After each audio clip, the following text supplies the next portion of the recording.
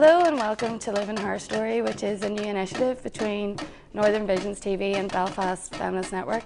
I'm Lovato, and joining me in the studio today we have Audrey Simpson from FPA-NI, Brona Hines from Democracy and Kathy Curran from the Alliance Party. We're going to talk today about the topic of girl power and look at some issues around women's representation in public life here in Northern Ireland. So just to begin, Brona, I wanted to talk to you a bit about the recent elections that we've had in the Assembly. There was a slight increase in the proportion of women elected to the Assembly, but only very slight, and we now have this figure of 18%. Some of the media articles around that kind of presented this 2% increase as as something positive, which of course a move in the right direction is positive, but yet 18% is obviously a very low participation rate of women. I think it's important that we see it as a tiny little progress, but it's insufficient. And if you look at the track record, yes, we have increased from 13% women in 1998 to 18% women at the moment. But in fact, just because we have 18% women in the Assembly at the moment doesn't mean that we're going to keep 18% women in the Assembly. In the last Assembly, we elected almost 17% of the Assembly members as women, and we ended that Assembly with women only being 14%. There were actually 10 or so co-options in the last Assembly, and for every single co-option, including into 3 posts held by women, the parties decided to appoint men to take their places. So I think we really haven't taken on board the importance of gendering our political class. Yeah, that is a very interesting point that you raise about the issue of co-option, because obviously the electorate had voted for women, but when political parties were given an opportunity to replace people within the Assembly, they opted to replace women with men. Yes, it used to be said in the past, this was another figment of people's imagination, used to be said in the past that female candidates weren't electable. Well, let me tell you that in France, women, having argued for years and years and years about trying to do something to change the culture of politics and change women's entry into politics, finally got a law passed where there was a financial penalty for parties that varied their candidates at, it was below the National Assembly level, but even at that local government level, varied their candidates more than 50% of either gender. And the election immediately following that saw a whole sea change in the number of women who were elected. So it wasn't just that women were running as candidates in parties, but the electorate was actually electing them. Now, interestingly enough, in Northern Ireland, we're much better than in the south of Ireland. But we are going to soon be left behind because there is a new law going through the Dáil, which is going to set a quota of 30% with financial penalties if parties do not have 30% women. And after 7 years, they're going to increase that quota to 40%. When people discuss it, it's the whole idea of, should it be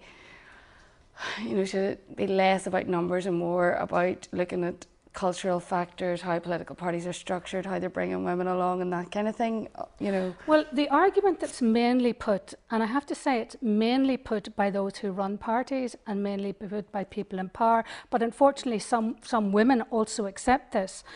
They say if women get through in quotas, they're not being selected on merit. Now, I ask you, take a look at all of our politicians. I can give you any numbers of women who would be equally, or not, if not more meritorious than many of the men who are in politics at the moment. The issue about quotas is not about appointing unmeritorious women. It's about getting over that barrier and that hurdle, about changing the culture, the perceptions in people's heads, and about changing the culture that's in the party that doesn't allow it. So I think in this day and age, we really need to see that it's not about giving a leg up to people who would not have got there on their own right. It is about the unfair barriers that are there, that parties have been designed, that cultures have been designed, that people have been in power all along, and that just so happens to have been men. So quotas are actually about dismantling that. Kathy, I wondered if anything that you wanted to add from your perspective as a female politician, having recently topped the poll in Lagan just from... I think that it's an interesting point that Brona raises with regard to equality of opportunity and quotas, and you're quite right, there is a culture that needs to be changed. It's not something that can be changed overnight, and I'm undecided with regard to quotas, because part of me does want to see an equality of opportunity that allows women who are very capable and meritorious, as you say, who would be able to do the job equally as well as their male counterparts.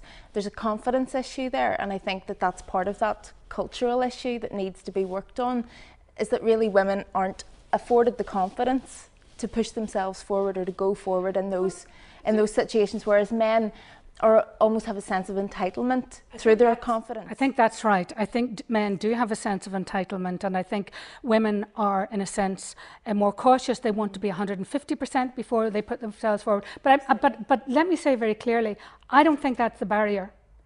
I could name you, I'm not going to name them because I'm not going to embarrass the political parties, but I could name you 3 women currently who are not selected to run for their parties for the Assembly, who have enormous track records. It used to be said in the past, well, we can't have these jumped up women coming forward and being elected because we as men have the track record, we've earned it on the record, that's how we got selected.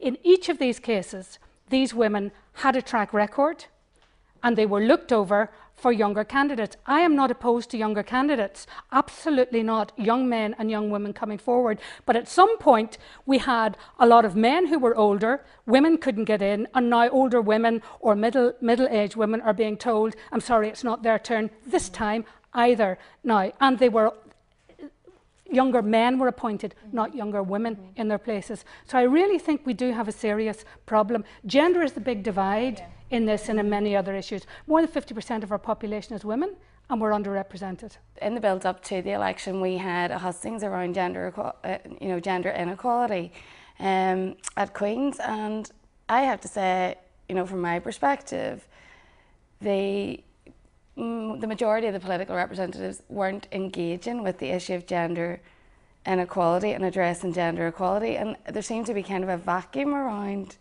these issues at this time. And Audrey, I was wondering if, from your perspective as someone who's working on health issues, if what your perspective is around the representation of women. Do you think if we had more women in politics it would benefit the issues that you work on? I think when I think back, if you look over previous years, about how the influence that women did have in Northern Ireland politics, particularly around whenever the Good Friday Agreement was being negotiated, that women were at the table then, and the women were very instrumental in bringing about the Good Friday Agreement. But since then, it seems to be okay, you've done your bit, so go away now. Leave it to the big boys again. Leave it to the men. But that seems to have been the case quite often in Northern Ireland culture. Even when we had internment, the women were very much to the fore in the communities. And then when the men started coming out again, women sometimes disappeared. A bit like that. So I think there's something about women becoming visible in Northern Ireland, and I think it's a real shame that the Women's Coalition disappeared. Because I think that they really brought women to the fore, although there is also the argument, should there be a women-only party or should there not be? And I'm a bit sort of on the fence with that one myself. But I think in terms of health issues, women, and I don't mean this to be disrespectful to men, but women generally tend to have the caring role in society, and therefore they're quite often more in touch with the health issues than men are.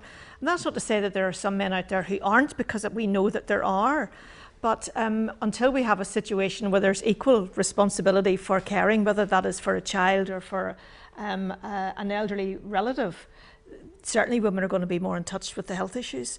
I think it would be great if we could see more women represented around in the executive in terms of ministerial responsibilities than what we currently have. And or even that we have more female leaders of parties, because women in many ways know more what's going on about the world than some men do. Just reflecting on the phenomenon around the Women's Coalition, so reflecting back to that time, there was a real sense of women having almost, I don't know if the word's anger or was it frustration at being underrepresented in political life? There was a sense of movement, there was a sense of energy, and I was actually at the meeting in Dungannon where the Women's Coalition was established, you know, as a student representative, and there was a real buzz around that day. Like, Bronagh, you would have been there as well. Well, it's funny you should talk about anger, because I kind of think back to someone like Annie Campbell, who was from the director of Women's Aid, who was there at the time, and she used those very words. In fact, if I can recall what she said, because I've quoted it often since, the audacity of men who think that they can sit down here and design a future without women was extremely angry. And I think the Women's Coalition grew out of people turning that anger into something positive, a can-do attitude. Okay, let's not just scream from the outside this time. What is the strategy from getting around it? And I think actually that's what, for example, that's what the FPA has been very good, actually trying to work on the ground on the abortion and other issues, and having to find strategies on an issue that's extremely difficult, or women in decision making, or the women's sector in general, finding strategies about getting their messages across, because they don't have the right representation who understands the issues. Having worked in a constituency office for the past 4 years for probably one of the most prominent female MLAs in the Assembly, I have found that through word of mouth, the sort of people that come to us looking for help and the issues that they come to us looking for help on, Anna being from a minority group herself, it does attract those kind of issues. You will get more people coming from minority groups, and I think when you've established a reputation in the likes of a constituency office, 2 women there, 3 women now working together, we have actually seen an increase in the numbers of women coming forward to us. We have had to adapt our own roles in the constituency office. Like recently we undertook some training with Women's Aid on the workplace charter around domestic violence, because we really want to ensure that we are equipped with the skills to deal with issues that are specific very often to women. And having dealt with people who are coming into the office who are very vulnerable, who really are in need of help, being able to recognise what that help is that they need and point them in the right direction is something that I think is, without being disrespectful to men, quite unique to women. And it does bring me back to that caregiving role, and it is something that I think a lot of women do enjoy and do, you know, relish. I mean, I certainly do. Even though I'm in the political sphere, I do enjoy being in a position to be able to assist someone and have an actual direct impact on their quality of life. And I do think that that's something that women can, you know, it's a quality that women specifically do bring. And I think it's good that, you know, someone like me can bring that to representation as well. And it does bring me back to the feeling of thinking about that sense of entitlement that men have. And my own experiences and what I've gone through being a representative, standing for election and now getting elected, and the confidence issues and the self-doubt that you have just as an individual, and wondering whether you are up to the job and if you're, you know, capable. And you look at, you know, you naturally compare yourself to other women and to other, you know, young people or whatever it might be, and wonder if you can bring the same quality of debate or representation to the public and to your constituents. An interesting statistic to find out that the breakdown of the number of men and women who come to constituencies offices with problems, you know, looking for that help.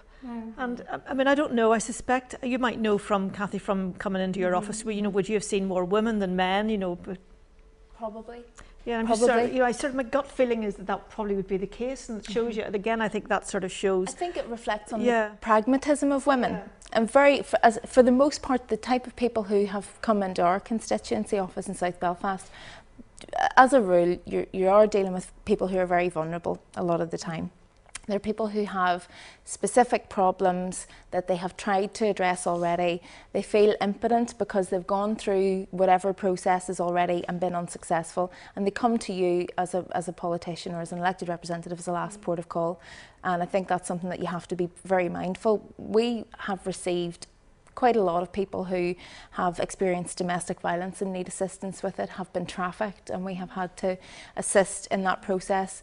And I think there's something important to be said about the role of women in those situations, particularly in frontline services, and why you see more women delivering frontline services particularly around health issues or caring roles. I think also it's because if you look at Anna Lowe and her representation there and standing there, I think people with a minority ethnic background will come to her more naturally, and women who have difficulty, you mentioned sex trafficking, will come to her. And I think that's a very good example why we need more women in politics, so that more women can go and get that kind of empathy that they need. Absolutely. I mean, the number of times that people have said that they, you know, even have gone out of their own constituency.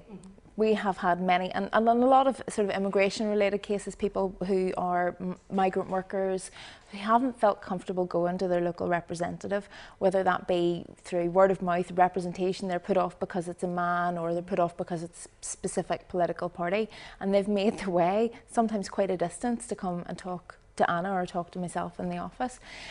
I think it sort of reinforces the fact that ideally any parliament should be a microcosm, a true microcosm of society. It should have that representation in terms of minority grouping, gender balance, age, people with disabilities, because ultimately people do want to be able to relate to their politicians. That is part of the problem, that there's such a gap between the representation, those in government, and the people that they govern or their constituents, you know.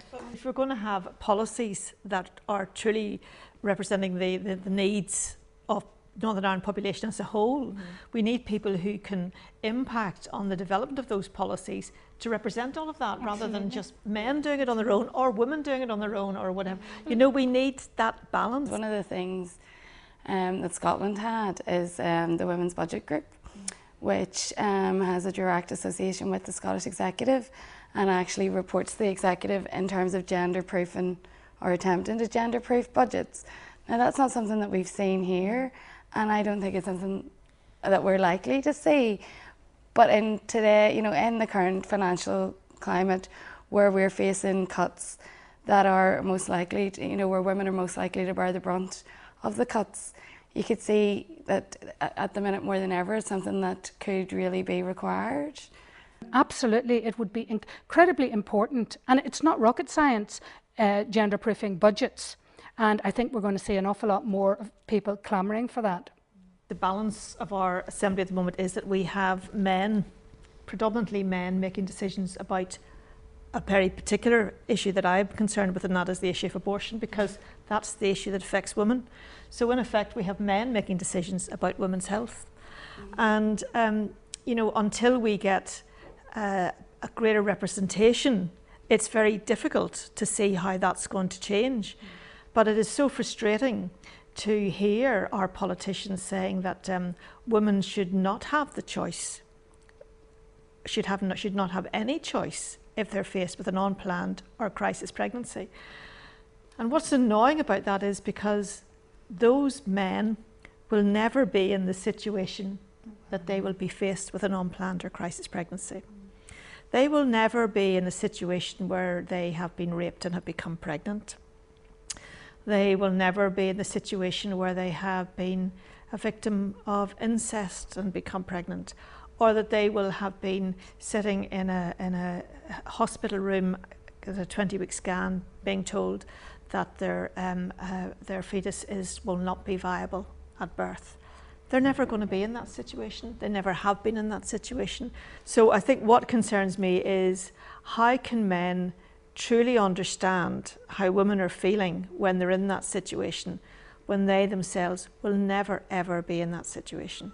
Some politicians who may be pro-choice don't really want to put themselves out there for fear that, you know, because it seems to be a prevailing myth that it may harm their political career. Well, I think there's two things actually for me, which has become one of which has become very clear during this election. Is one is that there is a fear that you will lose votes. Now, Anna Lowe has been open and has not hidden behind any bushels about being pro-choice. It didn't damage her vote whatsoever. The second thing is, I don't think there's a clear understanding of what it means to be pro-choice. There was a politician, a prospective new candidate, who rang us up. I can't remember what it was about, but rang us up about something. And he said about it, he says, you know, I want to tell you I'm anti-choice. And we sort of said to him, well, do you believe that if a woman's been raped, she should be able to make a choice if she wanted to have an abortion? Or he says, oh yes, yes, yes. You know, do you? Yeah, yeah, yeah. And I said, well, that's being pro-choice. So people will say to me, and it has been said to me by quite a few politicians, I personally would never have an abortion, but I supported a friend of mine to have an abortion, but I'm pro-life. And I'm thinking, well, if you've supported a friend to have an abortion and you respected her decision to do that, you're pro-choice. There's a number of points with regard to this. I think that the information that is disseminated from the anti-choice campaign, if you want to put it that way, is presented in such a way to really put your back against the wall. It's a yes or no answer, and it's a very emotive question very often. Before the election in our constituency office, Anna was subject to such a wide range of letters from different organisations lobbying on manifesto points, and we did receive some correspondence from a group that considered themselves to be pro-life. It was the terminology that they used, and it was a simple, very simple letter. We are informing our members of various candidates' position on this issue. What is your position? Yes or no? There was no opportunity for any discussion or debate around it, and I think that there's an inflexibility within one campaign, and there's a flexibility and a willingness to look at the issue in the other side. I also think that there's a lack, like you pointed out, there is a lack of empathy with a lot of elected representatives. I don't know if that's because, again, you have people who have been in power for a very long time who really consider their own agenda and aren't considering the needs of their constituents. I think that as an elected representative, you do have a responsibility to consider all sides of an argument, even the sides that are unpalatable to you. I think that there is, and it's a controversial point, that there's a lack of separation of state and church on issues like this. And regardless of your personal views, your personal dogma or ethos, you have to be rational, and you have to put that aside to consider what the needs are and what you have to address for your constituents. We all probably have to do things sometimes that are what you consider to be unpalatable and take decisions that might go against your own personal views, but it has to be in the better interest. And you have to look at the statistics on this, and the amount of women from Northern Ireland who are already in pain, already suffering, having to make these decisions and then being forced into financial difficulties, to do things alone, to hide things from family and friends. It's not right. It's not fair. The other one is we know that women who go to places like the Netherlands because it can be more anonymity, can be cheaper. And then we do know, and you know this better than I do, Brona, in the economic downturn that we have now, women can't afford between £600 and £2,000. And we know that more and more of them, we know this from our helpline, are resorting to purchase early medical abortion procedures or medication online on the internet. And we know that some of them are rogue sites, and they're actually being given medication that's got nothing to do with early medical abortion. There does need to be a platform for a mature, rational debate around this. Whenever you look back at the Assembly debates and you see the language that has been used by MLAs when they're debating it, it is quite scary. It's emotive and it's electioneering. Absolutely. Let's be honest, trying to tell the electorate or what you believe the electorate wants to hear is irresponsible. And it's only last week we had the Society for the Protection of the Unborn Child issuing a press release welcoming the appointment of Edwin Poots as the Minister of Health, Social Services, Public Safety, and urging him to review the funding that FPA receives from the Department of Health, Social Services and Public Safety. Even more disturbing for me is, if we put it back in the female context again, is that we have women standing outside our office in Belfast and Derry. They would look at you and think you're of childbearing age and assume, if they see you pressing the buzzer, they will assume that you're pregnant and that you're coming to our counselling service. They don't know why they're in there either. Well, we had a health professional who came in recently who was coming for a meeting about relationships and sexuality education in schools. And they assumed, they challenged her on the way in. When she left the building, they followed her down the street. She put her fingers in her ears so that she couldn't hear what they were saying, because what they were saying was so distressing. And this woman was not even pregnant, and she is a strong-willed woman. She said when her lift arrived, she got into the car and she burst into tears. She said she didn't know who she was crying for, herself because of what she'd had to go through, or for the other women who are vulnerable and would have had to go through that. And that to me is dreadful, women doing that to other women. There seems to be an inability in Northern Ireland to deal with any ranges of things around that kind of harassment and bullying, unless it's within workplace legislation when it's okay. But it doesn't seem to me that that kind of thing is acceptable. But although it is impacting on people who are trying to do their work, and also people who are trying to protesting do... is one thing, but consistently doing this in itself is harassment, and the kind of activity that's being engaged in is bullying and harassment. You know, it cannot be acceptable in public order terms. There's a file of complaints have been put in, and nothing has ever come from it. You know, complaints from staff, complaints from, you know, public. Society and attitudes towards certain issues are moving on, but we're not getting that reflected in our leadership. It brings me back to thinking really that issues such as the choice issue around reproductive health and access to it will only really start to change, and will only really start to be able to engage in that debate that we need when the representation starts to truly sort of change, and we have a new wave of people coming in who are better informed, really able to engage with people on a sort of grassroots level and understand what their concerns are and what affects their lives. Then once you see that, you will see a change in the attitude. I absolutely agree with you, Kelly. I mean, I think that's absolutely true. And also that we will see a new breed of politician coming in whose primary aim is not to further their own personal or moral agenda. Wouldn't it be amazingly empowering if it was women to be working across the parties and to lead that like they were doing in the past, and that they started to reach out from there to build networks with their women colleagues in local government and with the women's sector, because I actually think we're only going to square this circle and get more women in when we get all of those networks working together. Absolutely. Because there's a lot of time spent saying we need something different in Northern Ireland, but yet often when something different is presented, it's rejected.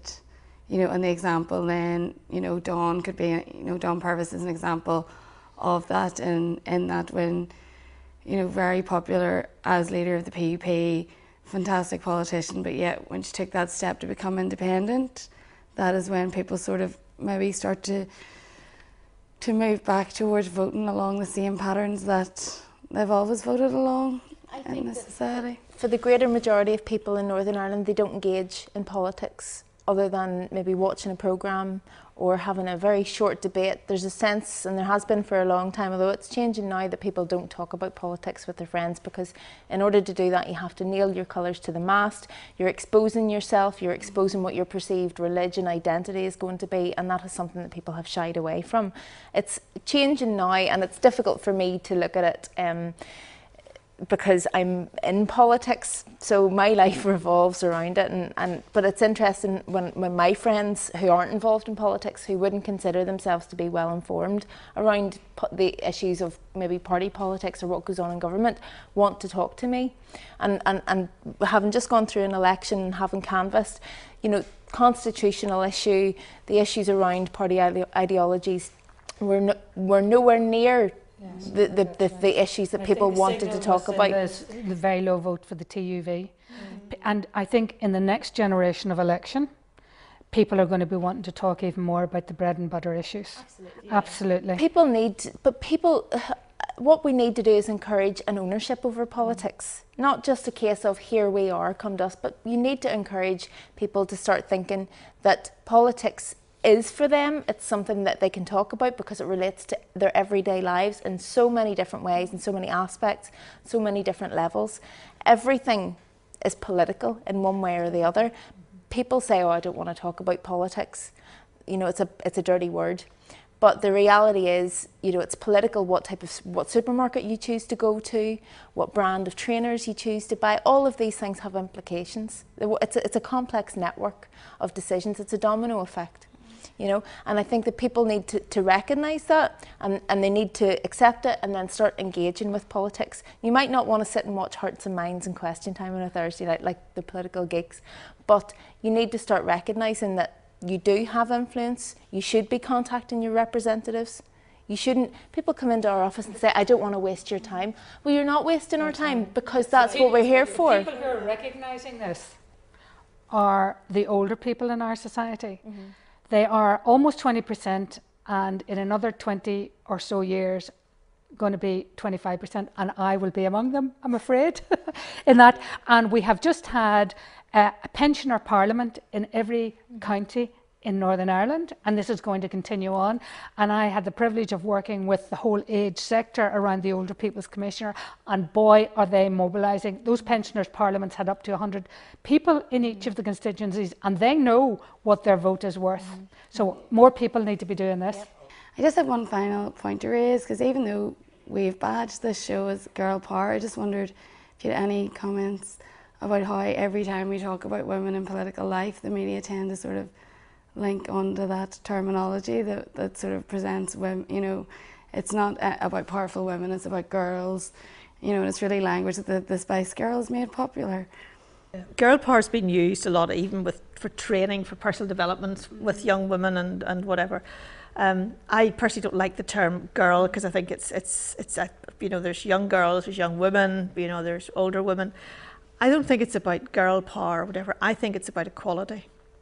You know, I think it's recognising that women are equal to men, that they have the same intellectual capacity, and that they are very capable of making decisions, and I think in some cases they're probably even more capable of making decisions than some men, and they have a lot to bring to the table.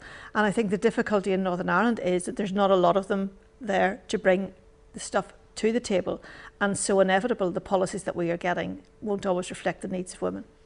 Okay, well, thank you very much for your time and your input. Okay. Thank you.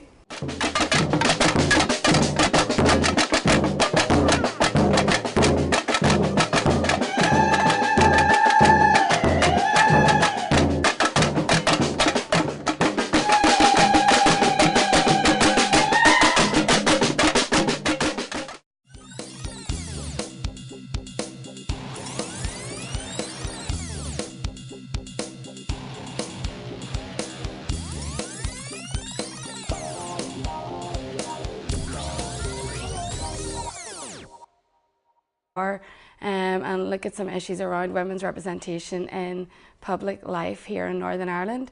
So just to begin, Brona, I wanted to talk to you a bit about you know, the recent elections that we've had in the Assembly.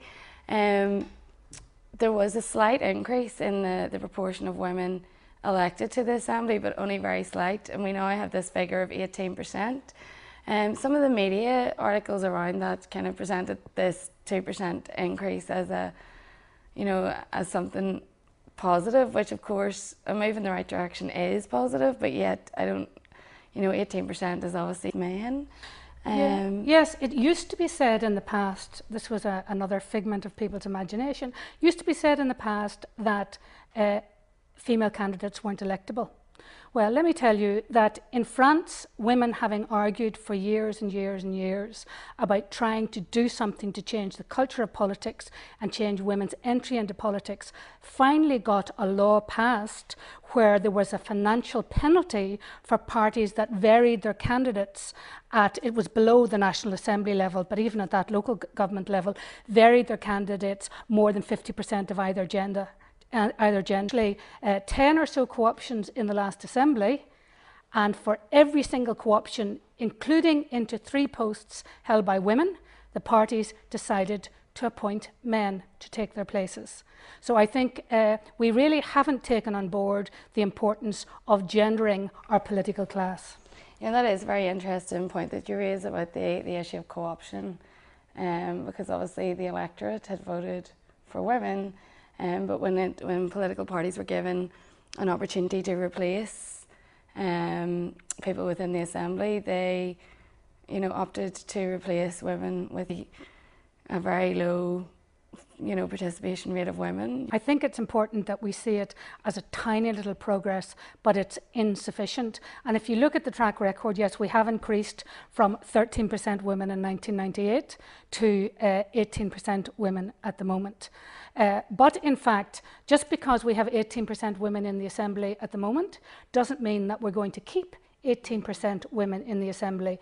In the last Assembly, we elected almost 17% of the assembly members as women, and we ended that assembly with women only being 14%. There were actually